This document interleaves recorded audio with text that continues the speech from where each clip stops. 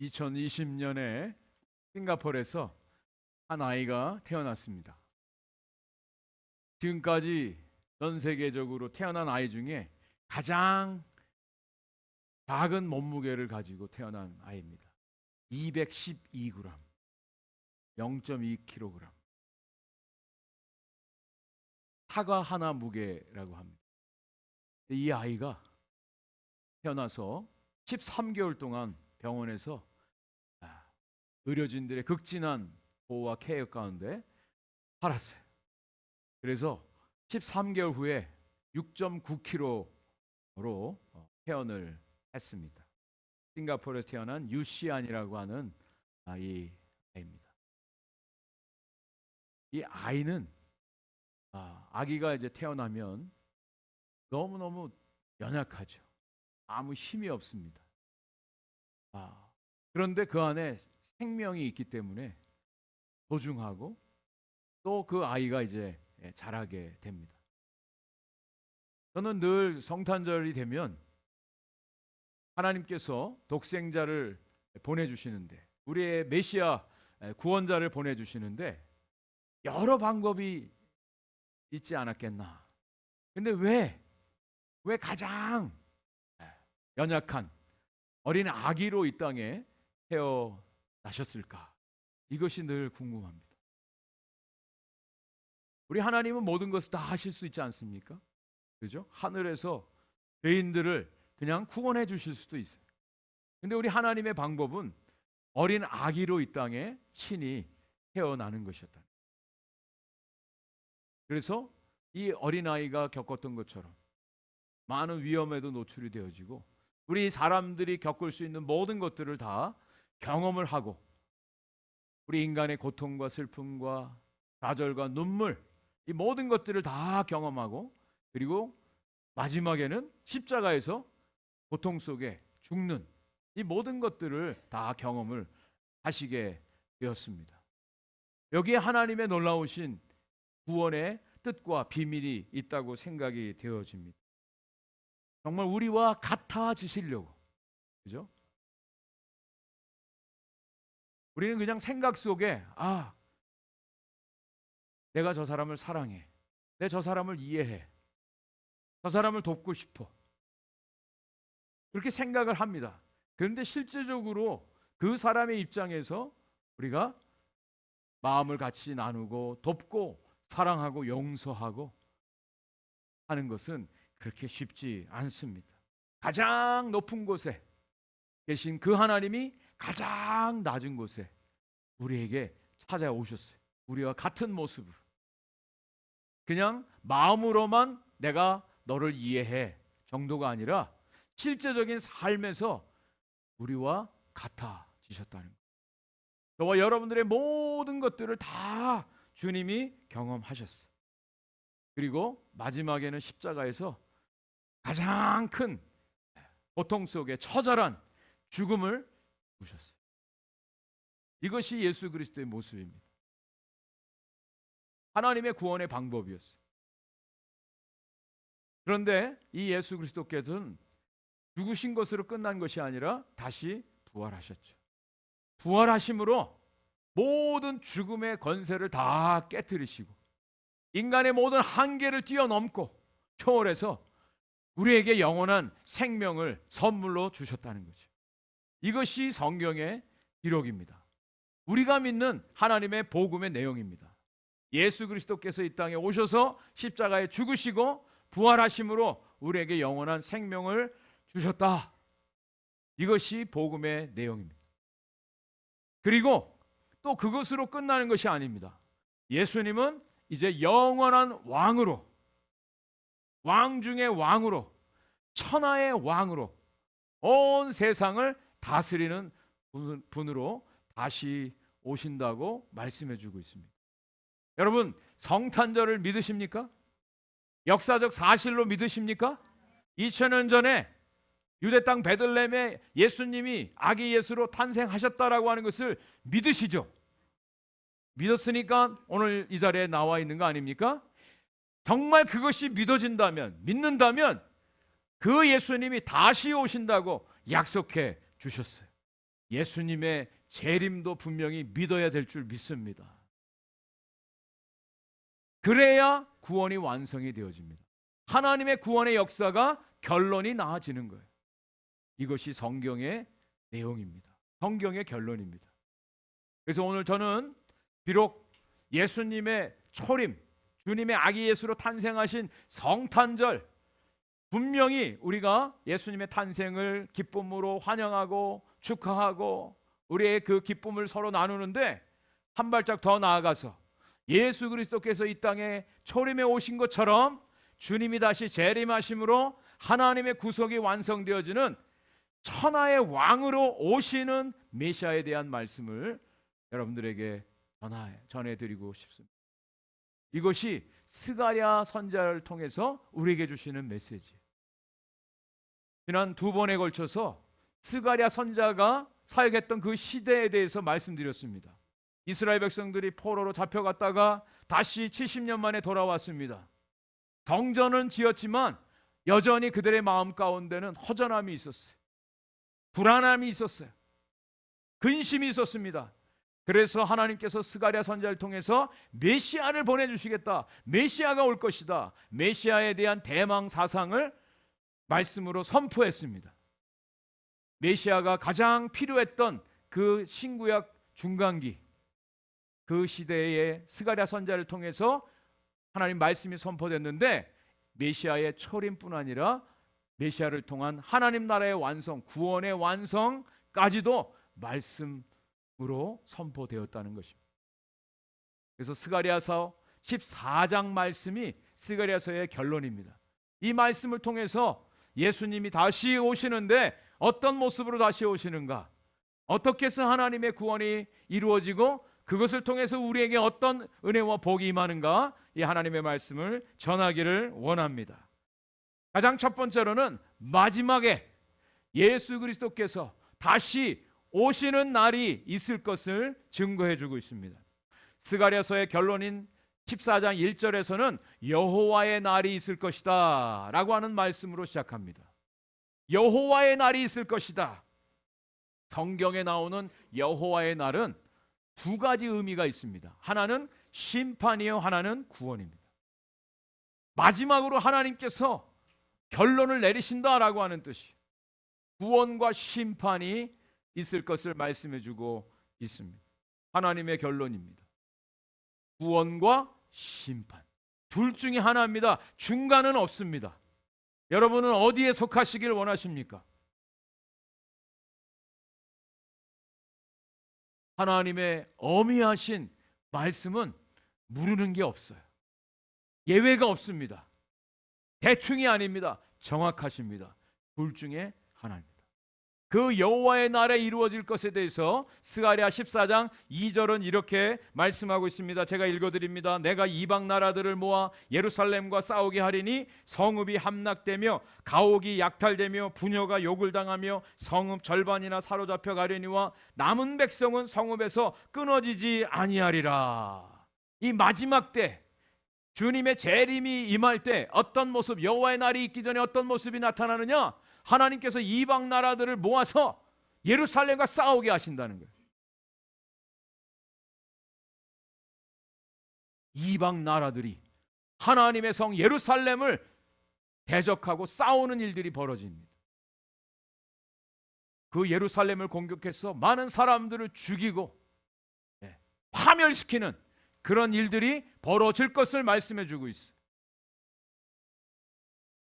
여러분, 이런 일들이요, 마지막 때에 일어날 것에 대해서 요한계시록이 예언해 주고 있어요. 역사적으로도 보면 대적들이 계속해서 예루살렘을 공격하지 않았습니까? 구약 시대에서도 계속해서 이방 열방들이 예루살렘을 공격했어요. 그 대표적인 것이 BC 586년에 바벨론이 유다를 멸망시키는, 그래서 이스라엘이 포로로 잡혀가는 일이 벌어졌죠. 또 신약 시대에서는 AD 70년에 로마군에 의해서 예루살렘이 완전히 멸망당하고, 그때부터 유대인들은 전 세계에 흩어져서 흩어진 민족으로 나라 없이 떠돌아다니는 백성들로 살게 됩니다. 그러다가 1948년 5월 14일 날 다시 이스라엘이 세워지는 역사가 분명히 있습니다. 끊임없이 지금도 예루살렘이 공격당하고 있지 않습니까? 마지막 시대의 특징이 바로 대적들이, 열방들이 예루살렘을 공격한다라고 하는 거예요. 그런데 마지막에 어떤 말씀이 있습니까? 남은 자들이 있을 것이다 라고 말씀하고 있어요. 그 남은 자들이 성읍에서 끊어지지 않고 그 땅에 거하게 될 것이다. The rest of the people, 남은 자들이 성읍에서 끊어지지 않게 될 것이다 말씀하고 있어요. 성경은요, 모든 이스라엘 사람들이 다 구원받는다고 말하지 않아요. 모든 믿는 사람들이 구원받는다고 말하지 않습니다. 남은 자들이 구원받는다고 말씀하고 있어요. 교회를 다닌다고요? 신앙생활하고 섬긴다고요? 여러분, 하나님의 구원은 남은 자들을 통해서 이루어져요. 그 멸망 가운데서도 하나님이 지키시는 남은 자들이 있어요. 그 남은 자들을 하나님이 구원하신다고 말씀해요. 그리고 하나님께서 직접 나서서 싸우신다라고 말씀하고 있습니다. 하나님의 이 여호와의 날에 그런 대적들의 마지막 공격이 있는가 하면 하나님이 앞서 나가서 싸우세요. 그 결과가 어떻게 나타나는가? 오늘 본문 7절과 8절에 이렇게 되어 있습니다. 같이 한번 읽어보겠습니다. 7절 8절 시작. 여호와의 아시는 한 날이 있으리니 낮도 아니요 밤도 아니라 어두워갈 때에 빛이 있으리로다. 8절. 그날에 생수가 예루살렘에서 솟아나서 절반은 동해로 절반은 서해로 흐를 것이라. 여름에도 겨울에도 그러하리라. 네, 두 가지의 모습이 나타나는 거예요. 빛과 생수로 나타나요. 여러분, 성경에서 빛과 생수로 표현되어지는 분이 누구죠? 예수 그리스도예요. 500년 전에 스가랴 선지자를 통해서 예수 그리스도를 통한 하나님의 구원을 선포하는데 낮도 아니고 밤도 아닌 때가 있다는 거예요. 그 이야기는 우리가 해와 달이 있는 이 우리가 보는 물리적인 세상의 낮과 밤이 아니라 낮과 밤이 분간할 수 없는 어두워져가는 그때의 빛이 있으리라 말씀하고 있어요. 이 빛은 그냥 세상의 빛이 아니라고 하는 뜻이죠. 메시아, 빛으로 오실 그분에 대해서 말씀하고 있어요. 그리고 생수가 예루살렘에서부터 터져 나오는데 반은 동해로 반은 서해로, 동해는 아시아로, 서해는 또 서양으로, 그리고 겨울과 여름에도 끊이지 않고 계속 흘러가리라 말씀하고 있어요. 여러분, 이것이 예수 그리스도를 통해서 성취되어지는 것을 우리는 신약 성경에서 확인할 수가 있습니다. 요한복음 8장 12절입니다. 예수께서 또 말씀하여 이르시되 나는 세상의 빛이니 나를 따르는 자는 어둠에 다니지 아니하고 생명의 빛을 얻으리라. 예수님이 세상의 빛으로 오신다고 말씀하셨어요. 예수님은 생명의 빛으로 오신다고 분명히 말씀해 주고 있습니다. 어두운 세상 가운데 빛으로 오셨어요. 생명의 빛을 우리에게 비춰주셨어요. 구원의 빛을 비춰주셨어요. 예수 그리스도를 통해서 이루어진 것이죠. 그리고 또 요한복음 7장 38절에 이렇게 말씀합니다. 나를 믿는 자는 성경에 이른과 같이 그 배에서 생수의 강이 흘러나오리라. 요한복음 4장에 보면 사마리아 수가성 여인에게 내가 너에게 생수를 줄 수 있다라고 말씀하지 않았습니까? 그 예수님을 영접한 사람에게는 그 배에서 생수가 흘러나리라 말씀하고 영원한 생명을 말합니다.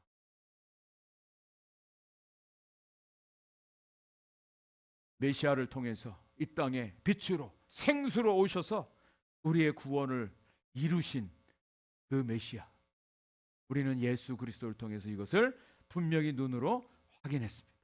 확인했어요. 그런데 이제 예수님께서 부활하시고 승천에 올라가시면서 제자들에게 이 복음을 땅끝까지 전하라고 말씀하고 가셨어요. 그래서 주님이 다시 오신다고 또 약속하시고 가셨어요. 언제 그 일이 이루어지는가? 마태복음 24장 14절에 보면 분명히 나와 있습니다. 같이 한번 읽겠습니다. 시작. 이 천국 복음이 모든 민족에게 증언되기 위하여 온 세상에 전파되리니 그제야 끝이 오리라. 여호와의 날, 마지막 심판과 구원이 이루어지는 날, 그것이 이루어지는데 언제요? 땅끝까지 복음이 전파돼서 모든 족속에게 이 복음이 증언될 때, 그때가 끝이라고 말씀해 주고 있습니다. 주님의 말씀입니다. 또 한 말씀이 있어요. 누가복음 24장 47절 48절. 이 말씀은 주님이 승천하시기 전에 제자들에게 하신 말씀이에요. 또 한번 같이 읽겠습니다. 시작. 또 그의 이름으로 죄 사함을 받게 하는 회개가 예루살렘에서 시작하여 모든 족속에게 전파될 것이 기록되었으니 너희는 이 모든 일의 증인이라. 두 구절에서 공통되어지는 말씀이 뭡니까? 모든 족속에게, 모든 족속에게, 모든 나라가 아닙니다. 성경은요, 족속이라고 하는 분명한 단어를 쓰고 있습니다. All nations, 판타, 에트닉, 모든 족속에게 복음이 전파될 때 끝이 오리라. 주님 다시 오셔서 심판하고 구원하신다고 말씀해 주고 있습니다. 자, 여러분, 지금 지구상에 거하는 족속이 한 몇 족속 정도 될 것 같습니까, 여러분? 네? 벌써 답을 딱 보여주시네요. 네? 몇 족속 정도 될 것 같습니까? 17,425. 예, 우리 미디어 팀이 참 친절하세요. 나라는요, 유엔에 가입된 나라가 지금 현재 193개 나라입니다. 미승인국까지 합치면 228개국. 나라는 한 200여 나라밖에는 되지 않아요, 지구상에 거하는. 그런데 족속으로 따지면 17,000여 족속입니다. 성경은 분명히 말씀하고 있어요. 모든 족속에게 복음이 전파될 때 끝이 오리라 말씀하고 있어요. 17,000여 종족. 이 중에 아직도 복음을 듣지 못한 종족이 있습니다. 한 몇 종족 정도 될 것 같습니까? 네, 7,410종. 약 42.5%. 아직도 복음을 듣지 못한 종족이 거의 50%나 지금 이 땅에 있다라고 하는 거예요.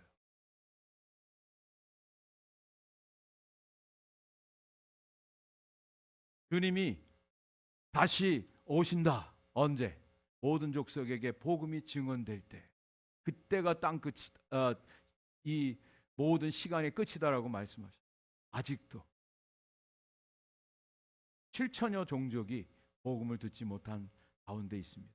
복음을 듣지 못한 종족들이 살고 있는 지도입니다. 아프리카와 특별히 인도, 저 남미에도 많이 있습니다. 요원한 것 같아요. 그래서 오늘도 선교사들이 나아가서 복음을 전하고 있습니다. 교회들이 선교사를 보내고 기도하고 후원하면서 이 복음을 전하고 있는 것입니다. 여러분, 예수님께서 이 땅에 오셔서 아기 예수로 오셔서 저와 여러분들 같이 모든 연약함, 고난, 고통 다 당하시고 우리의 모든 죄를 대속하기 위해서 십자가에 죽으셨습니다. 그리고 부활하셔서 영원한 생명의 주가 되시고 이 사명을 우리 모든 사람들, 믿는 성도들, 교회들에게 하시고 승천에 올라가셨어요. 예수 그리스도를 정말 구주로 믿는 성도들, 교회라면 이 주님의 명령에 귀 기울일 필요가 있습니다. 여호와의 날이 분명히 올 것입니다.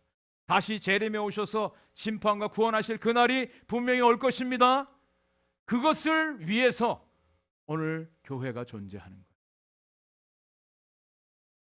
우리가 예수를 믿고 구원받고 기쁘고 감사함으로 행복하게 살아가는 것이 우리 신앙의 목표가 아닙니다. 그것을 위해서 저와 여러분들 하나님이 구원해 주신 것이 결코 아니라고 하는 거예요. 나부터 배불리고 나부터 행복하고 나부터 건강하고 나부터 잘되고 형통하고 살아가는 것을 위해서 만약에 우리가 예수를 믿고 신앙생활을 한다면 그것은 주님께서 이 땅에 오신 이 성탄의 의미와 목적을 바로 이해한 사람이라고 말할 수가 없습니다. 주님이 이 땅에 오셔서 행하신 모든 구속의 역사는 바로 모든 족속에게 이 복음을 전하라고 하시는 이 사명을 감당하도록 주님께서 저와 여러분들을 부르시고 이 사명을 맡겨주신 것입니다. 이 목적을 가지고 살아가는 사람들이 바로 하나님의 사람, 하나님의 교회입니다. 창세기 12장에 보면 하나님께서 아브라함을 부르셨어요. 너는 본토 친척 아비 집을 떠나 내가 내게 지시할 땅으로 가라. 그리하면 내가 너의 이름을 창대케 하리라. 너의 후손을 많아지게 할 것이다. 너는 복이 되게 할 것이다. 너는 복이 될 것이다 라고 말씀해 주고 있어요. 이것을 우리 선교 전문 용어로는 상단의 복이라고 말합니다. 상단의 복. 우리가 복이 되게 하겠다는 거예요. 그런데 하단의 복이 있어요. 아브라함에게 하나님이 주신 이 복은 너가 정말 복 받는데 왜 복을 받느냐? 너와 너의 후손들을 통해서 복을, 모든 족속들이 복을 받아야 되기 때문에 복을 준 것이라고. 땅의 모든 족속들이 이미 복 받은 우리를 통해서 복을 받게 되는 것, 이것이 하나님의 계획이라는 것. 많은 사람들이 복 받는 건 좋아합니다. 그런데 우리에게 주신 사명은 이 복을 나누는 거예요. 누구에게? 모든 족속들에게 나누는 것입니다. 우리가 파송한 오주영 선교사님 지금 캄보디아에서 사역하는데 저는 아직 사진은 받지 못했는데 오영미 선교사님한테는 사진이 왔대요. 그곳은 12월 21일이 벌써 지났죠. 거기에서 성탄 절 예배를 드렸습니다. 그래서 지난번에 성탄절 예배를 드리면서 그 인근 마을 사람들에게 작은 선물을 나눠주기를 원한다고, 그런데 그 비용이 부족하다고 하는 편지를 보내오셨습니다. 그래서 저희 교회에서 그 성탄 비용을 또 선교비로 보내드렸습니다. 넉넉하게. 그곳에 수백 명의 아이들과 이웃 주민들이 함께 모여서 예수님의 탄생을 축하하고 또 하나님이 당신들을 이렇게 사랑합니다라고 하는 사랑의 선물들을 아주 풍성하게 나누어 주었다는 거예요. 사랑하는 성도 여러분, 정말 우리 주님께서 이 땅에 오셔서 우리에게 큰 기쁨의 선물이 되어주지 않았습니까? 이 사랑을, 이 선물을 함께 나누고 베푸는, 그래서 땅끝까지 모든 족속들이 이 복음을 듣고 주님 앞에 돌아오는, 그제야 끝이 오리라, 여호와의 그날이 오는 그 영광을 목도하는 저와 여러분들 되기를 주님의 이름으로 간절히 축원을 드립니다. 자, 그 주님이 다시 오시는데 이제 주님이 오실 때는 천하의 왕으로 다시 온다는 거예요. 천하의 왕으로 다시 오신다. 9절 말씀입니다. 같이 한번 읽겠습니다. 시작. 여호와께서 천하의 왕이 되시리니 그날에는 여호와께서 홀로 한 분이실 것이요 그의 이름이 홀로 하나이실 것이라 그랬습니다. 그날에 여호와께서 홀로 한 분이 되시고 그 이름이 홀로 하나가 될 것이다. 천하의 왕이 될 것이다 라고 말씀해 주고 있어요. 이것이 바로 하나님이 계획하신 마지막 날, 심판과 구원이 이루어지는 그 날을 가리켜 말씀하는 것입니다. 그날에는 하나님만이 홀로 하나님이 되시는, 이 세상 모든 만물들이 그 앞에서 심판을 받을 것이고 구원을 받을 것이고 그 하나님께 경배하는 그 날이 이를 것이라고 말씀해 주고 있습니다.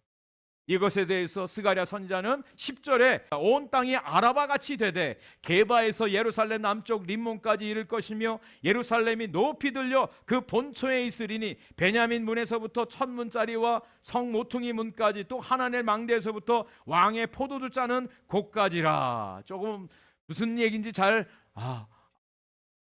바로 이해가 안 되는데 다음 지도를 보면 금방 알 수 있습니다. 여기 아라바같이 될 것이다. 아라바는요 갈릴리 남쪽을 말합니다. 사해 지역을 말합니다. 그것은 낮은 평지입니다.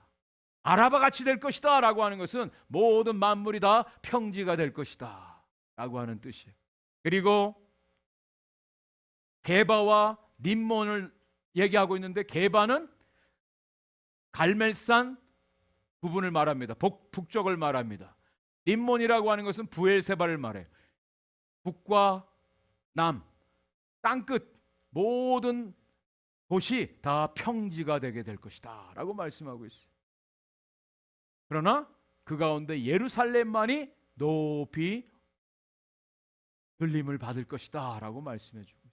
예루살렘은 어떤 곳입니까? 하나님의 성전이 있는 곳이에요. 하나님이 임재하시는 곳을 말합니다. 하나님이 홀로 영광을 받으시고 모든 땅과 민족들은 다 그 앞에서 경배하게 되는 마지막 날에 대해서 말씀하고 있어요. 그래서 여기 예루살렘 성에는 여러 문들이 나옵니다. 베냐민 문도 나오고 천문도 나오고 모퉁이 문도 나오고 하나넬 망대도 나오고 왕의 포도주 짜는 곳도 말합니다. 왕의 포도주 짜는 곳은 그 예루살렘 성 주위에 포도밭이 많습니다. 거기에서 포도주를 짜는 거예요. 포도주를 짠다라고 하는 것은 풍성함을 말합니다. 생명을 말합니다. 기쁨을 말합니다. 하나님의 통치가 완전히 이루어질 때 모든 백성들이 그 앞에 경배하고 기쁨을 얻게 될 것이다 라고 말씀해 주고 있습니다. 여러분, 이 예루살렘이요 높이 들려져요. 모든 만물이 그 앞에 경배하게 되는 날이 오게 되는데요, 마지막 날 주님의 재림에 오실 때 요한계시록에 보면 새 예루살렘이 나타납니다. 새 예루살렘, 이것이 구원의 마지막 완성이에요. 요한계시록 21장 10절 말씀에 성령으로 나를 데리고 크고 높은 산으로 올라가 하나님께로부터 하늘에서 내려오는 거룩한 성 예루살렘을 보이니, 새 예루살렘, 하나님의 나라가 완성되어지는 그곳에 주님이 거하세요. 그래서 모든 백성들, 성도들이 그 앞에 경배하게 되어지는 하나님의 구원이 완성되어지는 것을 스가랴 선지자를 통해서 증거해 주고 있습니다. 주님이 다시 오시는데 천하의 왕으로 다시 오십니다. 다른 어떤 왕들도 그 앞에 비교할 수 없는, 오로지 그분만이 영광을 받으시는 만왕의 왕으로 다시 오실 것을 분명하게 말씀해 주고 있습니다. 자, 그 왕으로 오시는 주님께서 우리에게 어떤 것을 주시느냐, 오늘 말씀의 결론입니다. 영원하고 완전한 평안을 우리에게 주신다고 말씀해 주고 있습니다. 영원하고 완전한 평안을 우리에게 주십니다. 그분이 메시아로 다시 오실 그 주님이 하시는 일입니다. 11절 말씀입니다. 11절을 같이 한번 읽습니다. 시작. 사람이 그 가운데 살며 다시는 저주가 있지 아니하리니 예루살렘이 평안히 서리로다. 할렐루야. 평안히 서리로다. 다시는 저주가 있지 않게 될 것이다 라고 말합니다. 저와 여러분들이 살고 있는 이 세상이 얼마나 많은 다툼이 있습니까? 고통이 있습니까? 외로움이 있고요, 미움과 시기와 질투와 관계의 끊어짐과 평안이 없어요. 평안이. 그런데 주님께서 이 땅에 오셔서 마지막 우리에게 주시고자 약속한 것은 평안입니다. 하늘의 평안을 약속해. 이것이 유대인들이 인사할 때 쓰는 샬롬입니다. 샬롬. 하나님께서 우리에게 마지막으로 주시는 선물, 바로 이 평안, 샬롬. 이것이 왕 되신 주님이 이 땅에 오심으로 우리에게 약속되어져 있습니다. 구체적으로 어떻게 해서 이것이 그 평안이 이루어지는가? 평안으로 가는 길이 또 있습니다. 첫 번째, 심판이 먼저 이루어져요.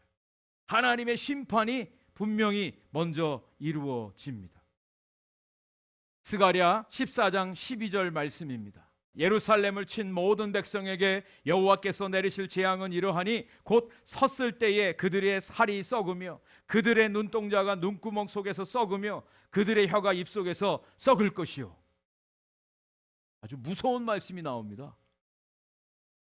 예루살렘을 대적했던 모든 자들, 하나님을 대적했던 모든 자들, 하나님의 백성들을 조롱하고 비난하고 핍박했던 모든 자들을 하나님이 먼저 심판하시는데 무서운 심판이, 살이 썩고요, 눈구멍이 속에서 썩고요, 입이 썩는데요. 하나님께서 완전히 심판하시는 것을 말해요. 악에 대해서 완전히 심판이 먼저 있습니다. 그 다음에 두 번째, 하나님의 백성들에게 참된 안식을 하나님이 허락해. 스가랴 14장 16절 말씀입니다. 같이 한번 읽습니다. 시작. 예루살렘을 치러 왔던 이방 나라들 중에 남은 자가 해마다 올라와서 그 왕 만군의 여호와께 경배하며 초막절을 지킬 것이라. 여기 초막절을 지킨대요. 초막절. 여러분, 이스라엘의 3대 절기 중에 초막절이 있습니다.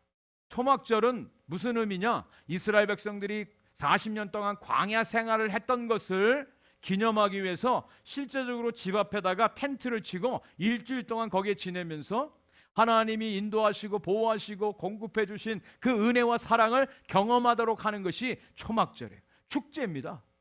그리고 초막절은 또 무슨 의미가 있느냐? 모든 추수를 마치고 그 추수에 대한 감사를 하나님께 올려드리는 거예요. 이게 초막절이에요. 하나님께서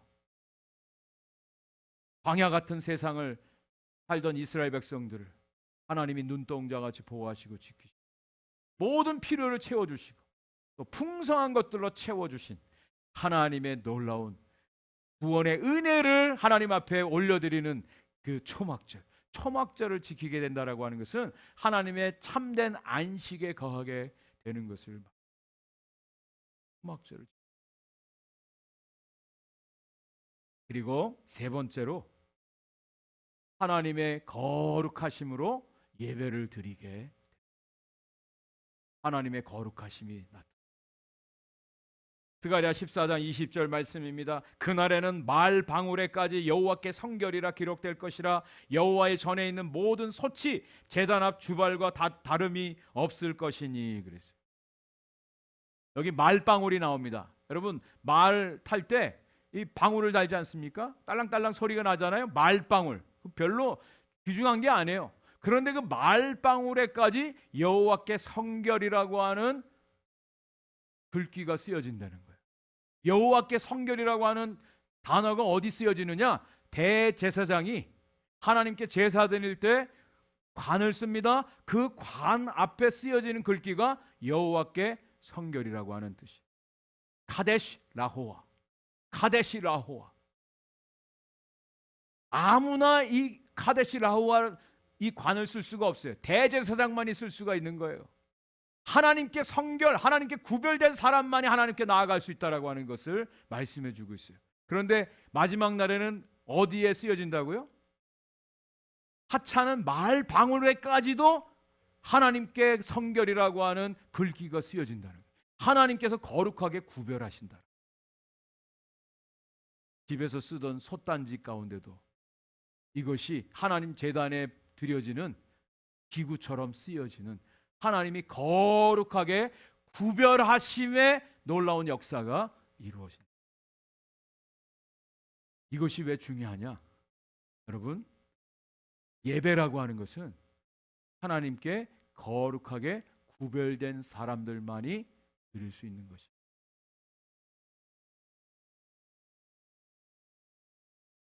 우리가 그냥 나와서 앉아서 예배드립니다. 우리는 예배는 드릴 수 있어요. 그런데 그보다 더 중요한 게 뭔지 아세요? 많은 분들이 그래요. 나 오늘 예배 드렸는데요. 오늘 교회 갔다 왔어요. 여러분, 예배를 드리는 것보다 더 중요한 게 있어요. 그것은 뭐냐? 하나님이 받으셨는가 안 받으셨는가, 이게 더 중요하죠. 구약 시대에도 보면 제사를 열심히 드렸어요. 근데 문제는 그 제사가 하나님께 드려졌는가, 하나님이 받으셨는가 안 받으셨는가, 이게 더 중요하다는 거예요. 많은 분들은 나 오늘 예배 드렸어, 교회 갔다 왔어. 과연 그 예배가 하나님이 받으신 예배가 되었는가요? 예배는요, 거룩하게 구별된 자들이 하나님께 드리는 것입니다. 그래서 구약 시대에도 대제사장이 저렇게 구별되고 성결하게 옷까지 빨고 몸도 씻고 해서 구별되지 않고는 하나님께 나아가서 예배를 드릴 수가 없어요. 그런데 주님이 마지막 오시는 여호와의 날에 무엇이 회복된다고요? 거룩하게 구별하심의 은혜가 우리 가운데 임하게. 그래서 우리가 하나님 앞에 온전한 예배를 드리게 되는 것입니다. 예배는요, 천국의 영원한 주제입니다. 저와 여러분들이 하나님의 나라 천국에서 하나님께 할 수 있는 것은 온전한 예배. 하나님이 우리를 구원하신 목적이 여기 있습니다. 하나님은 오늘도 당신의 백성들을 구원하세요. 왜? 그 백성들 통해서 예배를 받으시고 마지막 날 주님의 재림으로 하나님의 나라가 완성되어질 때 하나님의 백성들이 영원토록 하나님께 드릴 게 무엇이라고요? 예배입니다. 이것이 이루어지는 날이 바로 여호와의 날이에요.